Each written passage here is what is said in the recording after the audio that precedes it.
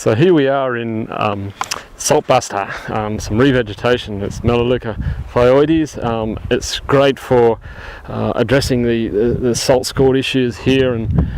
a lower part of the landscape on Carrah Farms in this instance, and it's also excellent for birds like the splendid fairy wren, which have been recorded here crossing the creek from the other side of the re-veg. It was planted about this patch is about 6 years old, and there's different ages of the re-veg, but basically it's great habitat for foraging, for nesting, and for refuge, and particularly in an area where there's a reasonably high level of cat activity. It's much harder for cats to gain access to, say, these these nicely developed saltbuster rows, densely packed, harder to get into. For insects and other birds too, this type of landscape where you've got a mix of salt tolerant shrubs performing a great role in that sense, but also providing important habitat and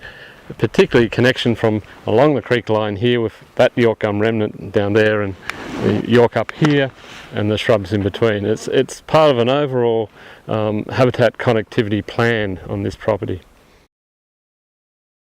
On the other side of the creek on Carrah Farms is the revegetation zone, and we're in 8-year-old possibly Melaleuca armillaris,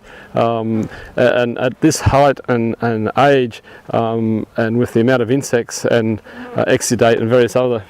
food resources in there, quite a few of the small birds will be able to treat this as replacement habitat in a sense, but at least a food source, possibly most likely a nesting source in some of the cases of the birds of the species, and also a shelter area. What we've just been witnessing up in this marri tree has been a group of 8 or so Horsfield's bronze cuckoos that were going off like crazy. Most of them are males. They were trying to attract a few females in that group, but also in the same process, the birds that they parasitise, the thornbills, and in this case it's probably the inland thornbill, I think. The thornbill and the fairy wrens were also jumping up and trying to repel them because of the risk of parasitising the nest, particularly of the thornbills. So here we have a nice mix between what would have otherwise been an isolated paddock tree, a big old marri here with dead branches for lookouts and perches, food in the foliage, the insects and the nectar